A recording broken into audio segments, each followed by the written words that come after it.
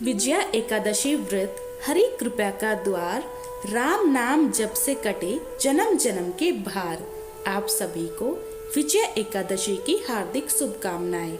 जरा विचार कीजिए कितनी पावन होगी वह एकादशी जिसका पालन स्वयं मर्यादा पुरुषोत्तम भगवान श्री राम ने किया, जो भगवान संपूर्ण जगत के नियंता, जिन्हें कोई नियम बांध नहीं सकता। वे भी जब धर्म और भक्ति का आदर्श स्थापित करने हेतु उपवास धारण करने, तो समझ लेना चाहिए कि यह व्रत केवल फलदायी ही नहीं अपितु मोक्षदायिनी भी है।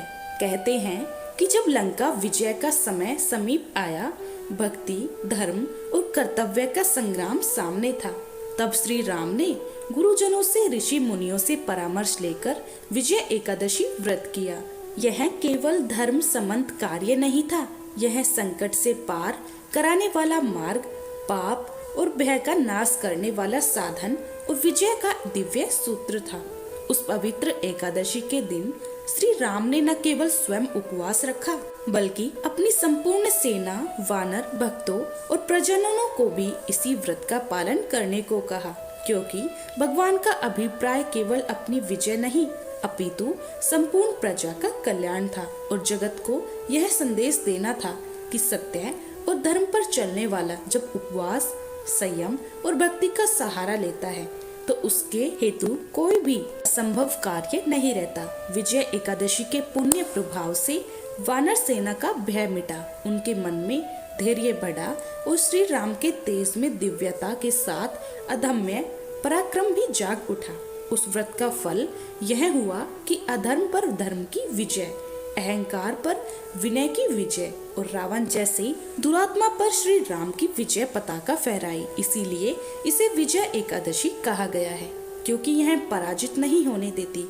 जो भी इसे श्रद्धा से करता है, उसे सांसारिक और आध्यात्मिक दोनों ही क्षेत्र में विजय प्रदान होती है। और आज हम सब इसी कथा को श्रद्धा पूर्वक सुनने जा रहे हैं। संभव है कि इस शुभ श्रवण से भगवान श्री राम और श्री विष्णु भगवान का आशीष हम सभी पर अवश्य बरसे। एकादशी का फल केवल उपवास या निराहार रहकर ही नहीं मिलता। यह फल तो तब भी मिलता है जब भाव से, भक्ति से, संयम से और संकल्प से हम कथा का श्रवण करें। सभी व्रतों में एकादशी का व्रत सबसे प्राचीन माना जाता है। पद्म पुराण के अनुसार स्वयं श्री ब्रह्मा जी ने देवर्षि नारद जी को उपदेश देते हुए कहा था कि एकादशी महान पुण्य देने वाली होती है। कहा जाता है कि जो मनुष्य विजय एकादशी का व्रत रखता है, उसके पितर और पूर्वज कुयोनि को त्याग कर स्वर्ग लोक को जाते हैं। पति को हर कार्य में सफलता भी प्राप्त होती है और उसे पूर्व जन्म से लेकर जन्म में भी सभी पापों से मुक्ति भी मिलती है। त्रेता युग में मर्यादा पुरुषोत्तम श्री रामचंद्र जी को जब 14 वर्षों का वनवास हो गया था, तब से भाई लक्ष्मण और पत्नी सीता की सहित पंचवटी में निवास करने लगे। वहां पर लंकापति रावण ने जब माता सीता का हरण किया, तब इस समाचार से भगवान श्री राम और भाई लक्ष्मण अत्यंत व्याकुल हुए और माता सीता की खोज में इधर उधर भटकने लगे। बहुत दुखी होकर घूमते घूमते जब वह अपनी आखिरी सांसें ले रहे जटायु के पास पहुँचे, तो जटायु ने माता सीता के बारे में पूरी कहानी बताकर अपने प्राण त्याग दिए। फिर कुछ आगे जाकर उनके सुग्रीव से भेंट हुई और उन्होंने बाली का वध किया। फिर हनुमान ने लंका में जाकर माता सीता का पता लगाया और उनसे श्री रामचंद्र जी और सुग्रीव की दोस्ती के बारे में सारी बातें बताई। फिर लंका से आकर वीर हनुमान ने भगवान राम से सारी बात बताई। तब भगवान श्री राम ने अपनी वानर सेना के साथ लंका पर चढ़ाई करने का निश्चय किया और लंका की ओर प्रस्थान किया। लेकिन जब श्री राम जी समुद्र के किनारे पहुँचे, तब उन्होंने उस विशाल समुद्र से गौर से देखा, जिसमें भयानक जलीय जीव जंतु थे, और वह सोचने लगे कि इस विशाल समुद्र के किस प्रकार से पार करके अपने सीता के पास जल्द से जल्द पहुंच सकूं। विशाल समुद्र को देखकर भगवान ने लक्ष्मण जी से कहा कि हम इस समुद्र को किस प्रकार पार करेंगे। तब लक्ष्मण जी ने कहा, हे प्रभु, आप तो सब कुछ जानने वाले हो, आप आदि पुरुष हो। कृपया यहाँ से कुछ ही दूर पर कुमारी द्वीप है, जहाँ पर दालाभ्य नाम के मुनि रहते हैं। उन्होंने अनेक ब्रह्मा देखे हैं। आप उनसे पास जाकर इसका उपाय पूछिए, वह अवश्य बताएंगे। भाई लक्ष्मण के इस प्रकार से वचन सुनकर श्री रामचंद्र भगदालभ्य ऋषि के पास गए और उनको प्रणाम करके उनके पास बैठ गए। भगदलभ्य ऋषि ने उन्हें पहचान लिया और पूछा, हे राम, आपका आना कैसे हुआ? श्री राम जी कहने लगे, हे ऋषि, मैं अपनी सेना सहित यहाँ आया हूँ और राक्षसों को जीतने के लिए लंका जा रहा हूँ, लेकिन समुद्र को पार करने का कोई उपाय बताइए, क्योंकि इस विशालकाय समुद्र को आसानी से पार कर लेना मेरी समझ से परे है। इसी खास उद्देश्य से मैं आपके पास आया हूँ। तब वग्दालाभी मुनि बोले, हे राम, आपको अपनी परेशानी से छुटकारा मिल जाएगा। इसके लिए आपको फागुन मास के कृष्ण पक्ष की विजय एकादशी का उत्तम व्रत करना होगा। इस व्रत के प्रभाव से विजय प्राप्त होती है। हे राम, यदि आप भी इस व्रत को सेनापतियों सहित करेंगे तो आपकी विजय अवश्य होगी। तब राम जी ने ऋषि के कहे अनुसार इस व्रत को किया और इसके प्रभाव से लंका पर विजय प्राप्त की। भगवान श्री कृष्ण कहते हैं, हे राजन, जो कोई मनुष्य विधि पूर्वक इस व्रत को करेगा तो तीनों लोकों में इसकी अवश्य विजय होगी। भगवान राम ने बतालव ऋषि के द्वारा बताए गए व्रत की विधि को पूछकर ऋषि को प्रणाम किया। फिर वहां से चले आए और समुद्र के किनारे बैठकर आराधना करने लगे और विजय एकादशी का व्रत करके भगवान राम ने अपनी समस्या का समाधान प्राप्त किया।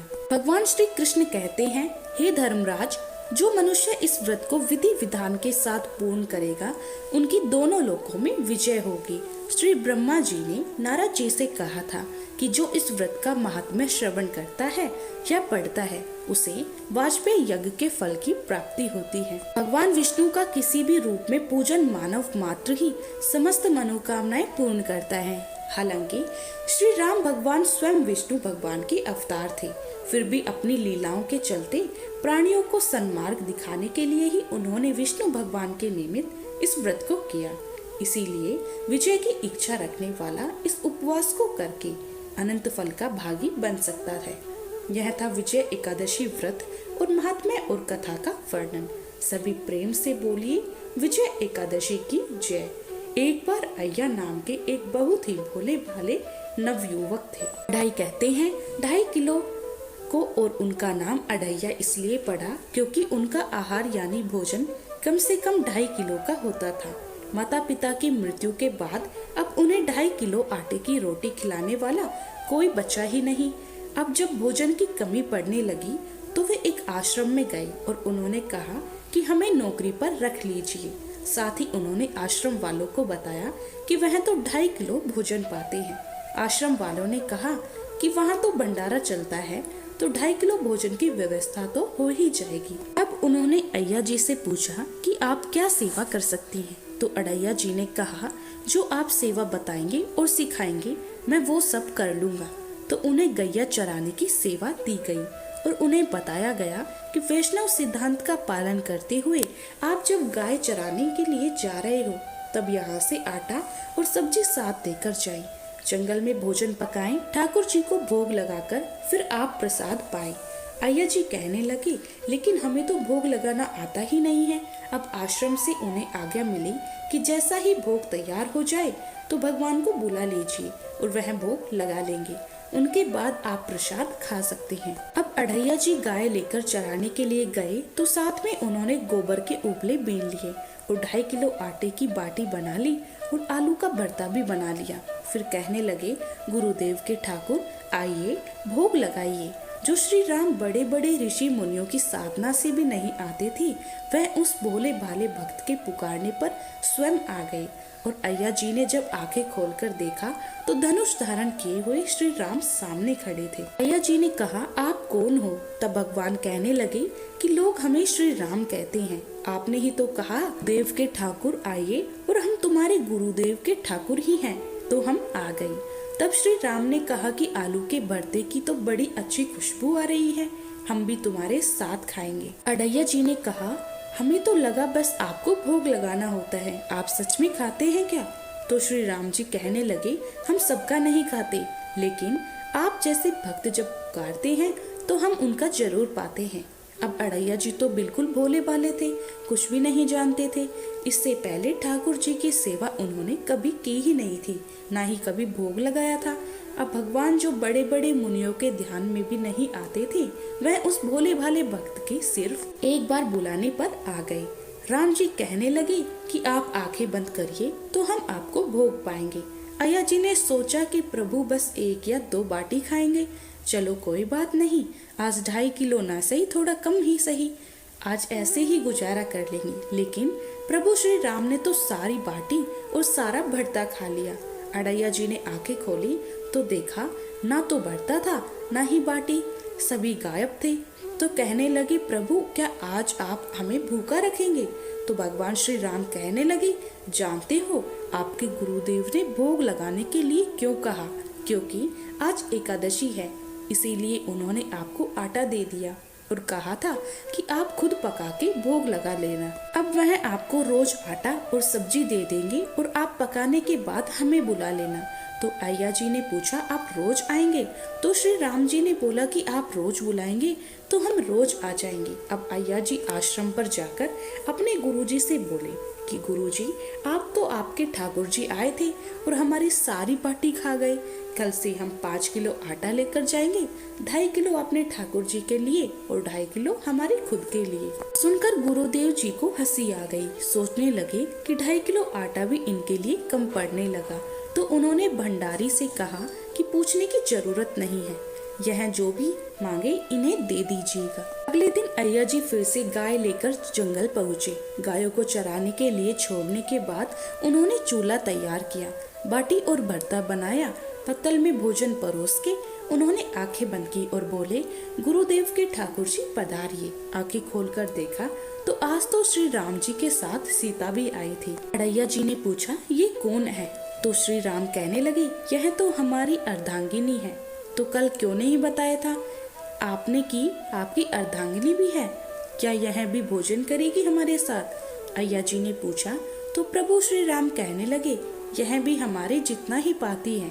अब अय्या जी कहने लगे, भोग लगाइए गुरुदेव के ठाकुर। उन्होंने ऐसा कहते ही माता सीता और प्रभु राम जी सारी बाटी खा गए। अब अड़ैया जी आश्रम में गए और गुरुदेव से कहने लगे कि गुरुदेव, कल से 7 किलो आटा लगेगा। आज तो आपके ठाकुर जी अपनी पत्नी को भी साथ लेकर आए थे।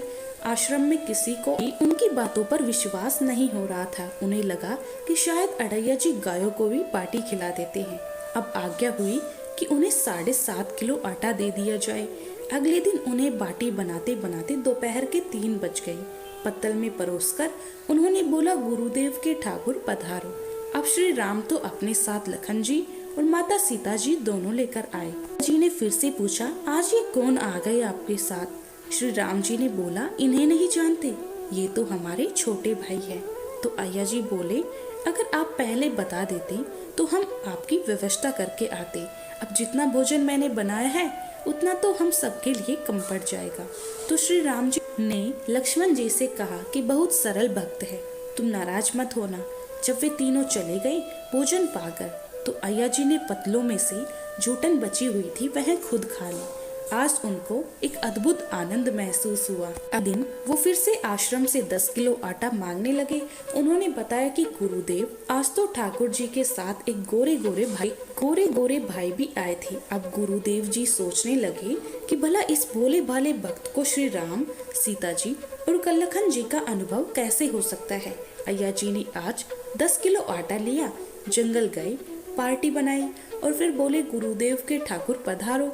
आज तो उन्होंने देखा कि आज तो उनके साथ विशाल गदा लिए हुए हनुमान जी भी आए हैं। अब उन्होंने राम जी से पूछा, आज यह कौन है? तो श्री राम जी कहने लगे, यह तो हमारी प्रिय सेवक है, हनुमान जी। तो अय्या जी कहने लगे, प्रभु अगर एक बार में ही बता देते कि आपको कुल में कितने लोग हैं तो हम उतने ही भोजन का इंतजाम करके आते। आप एक बार बता दीजिए कि कुल कितने लोग हैं तो हम अपने गुरुजी से जाकर कह देंगे। यह सब बातें अड़ैया जी श्री राम जी से कह रहे थे। तब श्री राम जी ने हनुमान जी से कहा, गुस्सा मत हो, यह बहुत ही निराला भक्त है हमारा। अब कोई बात नहीं, जितना भोजन था वह सभी को पवाना था। तो अय्या जी ने सबसे कहा कि प्रसाद पाइए। प्रभु सबने प्रसाद पाया और जो बच गया था वह सब हनुमान जी ने खत्म कर दिया। आज फिर वापस जाकर अय्या जी ने देव से कहा गुरुदेव, कल तो आप मुझे 5 किलो आटा और दे दीजिएगा। आज तो आपके प्रभु के साथ एक विशाल सेवक भी आए थे। अय्या जी की बातें सुनकर गुरुदेव को आज बहुत रोमांच हुआ। उन्होंने सोचा कि क्या प्रभु सच करुणा करके इस भगत को दर्शन दे रहे हैं। उन्होंने सोचा कि अगली बार यह वापस आए तो मैं इनकी परीक्षा लूंगा। यह एक बार 15 किलो आटा लेकर गए, बाटी बनाई और फिर बोले, गुरुदेव के ठाकुर पधारो। अब राम जी पधारे, साथ में आज 2 और लोग भी थे। तो उन्होंने श्री राम जी से पूछा, प्रभु अब यह कौन है? तो राम जी कहने लगे, यह तो हमारे 2 भाई और हैं, भरत और शत्रुघ्न। फिर से आज सबने प्रसाद पाया। अब अय्या जी वापस आश्रम में आ गए तो गुरुदेव से कहा, गुरुदेव कल से तो 20 किलो वाली आटे की बोरी ही दे दीजिएगा। अब आपके ठाकुर के साथ इतने और ठाकुर आते हैं कि वह तो सब कम पड़ जाता है, और आपने तो इतने ठाकुर हैं, फिर तो हम उनके लिए अब दिन भर भोग ही बनाएंगे। अब अगले दिन वह बहुत सारी व्यवस्था करके गए। आटे की बोरी भी लेकर गए, जंगल में ले जाकर गायों को चरने के लिए छोड़ दिया और एक पेड़ के नीचे सारी सामग्री रख दी। लेकिन आज उन्होंने कुछ भी नहीं पकाया और आवाज लगाई, गुरुदेव के ठाकुर पधारिए। अब प्रभु राम जी आ गए। आए तो कहने लगे, आज तो कुछ खुशबू ही नहीं आ रही है, क्यों, कुछ बनाया नहीं क्या? तो अय्या जी बोले, प्रभु आपके साथ तो आपकी पत्नी है, सेवक है, इतने दिन से आप हमारे हाथ का प्रसाद खा रहे थे, आज हम आपके हाथ का पाना चाहते हैं। अब तो प्रभु जी ने सीता जी की तरफ देखा कि यह तो बहुत अलबेला भक्त है। सीता जी अनंत सामर्थ्यशाली हैं और सभी शक्तियों की स्वामिनी हैं। अय्या जी ने प्रभु से कहा, प्रभु हमने ना लकड़ी और न ही उपला इकट्ठा किया, आपके यहाँ जो सेवक हैं इनसे कहिए यह भी तो कुछ करे। तो श्री राम जी ने हनुमान जी से उपला और लकड़ियाँ इकट्ठा करने को कहा, लक्ष्मण जी को चूल्हा जलाने को कहा और मैया सीता जी भोजन पका रही थी। तब उन्होंने प्रभु से कहा कि आप भोजन बनाइए, तब हम सब गायों को इकट्ठा करके आते हैं। अब वह भागकर आश्रम में गए और गुरुदेव जी से बोले कि गुरुदेव आज तो हमने अपने ठाकुर को पूरे परिवार को फंसा लिया है। आज तो सारे ठाकुर मिलकर रोटी और बाटी बना रहे हैं। गुरुदेव चलिए, जल्दी चलिए गुरुदेव, आपको शंका होती थी ना, आज आप उनके हाथ से बना भोजन ग्रहण कीजिएगा। अब गुरुदेव ने सोचा, यह तो पागल आदमी है। राम जी जो इतने बड़े योगिनी के ध्यान में नहीं आते, वह भला कैसे गवार आदमी जिसको कोई नाम तक जपना नहीं आता था, कोई ग्रंथ पढ़ना नहीं आता, उनके भला सामने कैसे आ सकते हैं। लेकिन उन्होंने सोचा कि भगवान की दयालुता पर तो संशय करना ही नहीं चाहिए, चलकर देख लेते हैं सच्चाई क्या है। गुरुदेव निरंतर भजन परायण थे तो प्रभु के दर्शन के अधिकारी तो थे ही। अब जब वे वहां पहुंचे तो वहां तो पूरा का पूरा राम दरबार उपस्थित था। अब उन्होंने प्रभु के चरणों में साष्टांग प्रणाम किया और कहने लगे, प्रभु यह आपकी लीला समझ में नहीं आई। तब भगवान ने कहा कि देखो, जो ज्ञानी भक्त है, मैं अत्यंत तर्क के द्वार भी उनकी पकड़ में नहीं आता। जो विद्वान हैं, उनकी विद्वता मुझे नहीं छू सकती, लेकिन जो दीन है, जो भोले हैं, उनके सामने मैं अपनी दिव्यता और महानता को भूल जाता हूँ। देखो, तुम्हारे इस भक्त की आज्ञा पर हमारा पूरा परिवार इनकी सेवा में लगा हुआ है। ऐसा कहकर प्रभु श्री राम गुरुदेव जी और उनके भक्त अय्या जी को दर्शन देकर कृतार्थ कर अपने परिवार सहित वही अंतर ध्यान हो गए। तो अय्या जी में कोई नाम जप या कोई पूजा पाठ की दिनचर्या तो थी नहीं, लेकिन उन्होंने अपने गुरुदेव की हर आज्ञा का पालन किया। गुरुदेव जी ने उनको जैसी शिक्षा दी, उसका पालन उन्होंने सही से किया। तभी से इतनी आसानी से प्रभु मिल गए। तो हमें गुरु की आज्ञा का पालन तो अवश्य करना चाहिए, और हम सबके जीवन में कोई ना कोई गुरु तो अवश्य होने चाहिए, क्योंकि वह गुरु ही होते हैं जो हमें सन्मार्ग पर चलने की शिक्षा देते हैं और हमारा मार्गदर्शन भी करते हैं। बिना गुरु के कभी भी किसी भी क्षेत्र में सफलता प्राप्त हो ही नहीं सकती।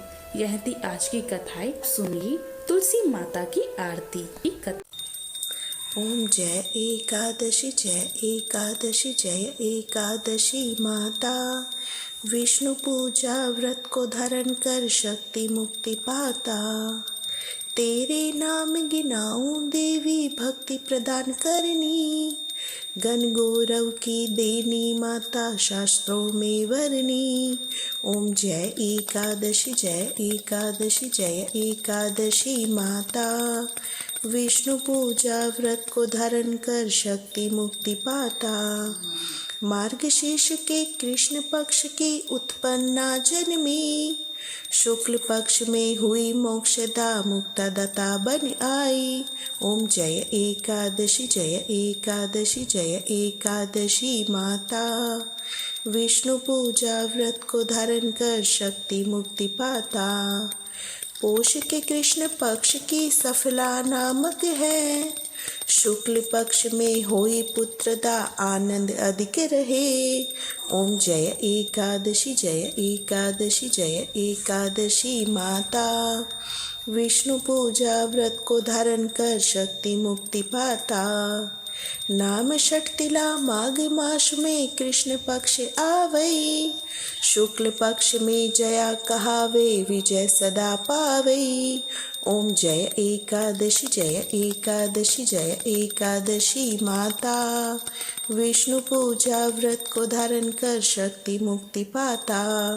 विजया फाल्गुन कृष्ण पक्ष में शुक्ला आमिल की। पाप मोचनी कृष्ण पक्ष में चैत्र महाबल की। ओम जय एकादशी जय एकादशी जय एकादशी माता।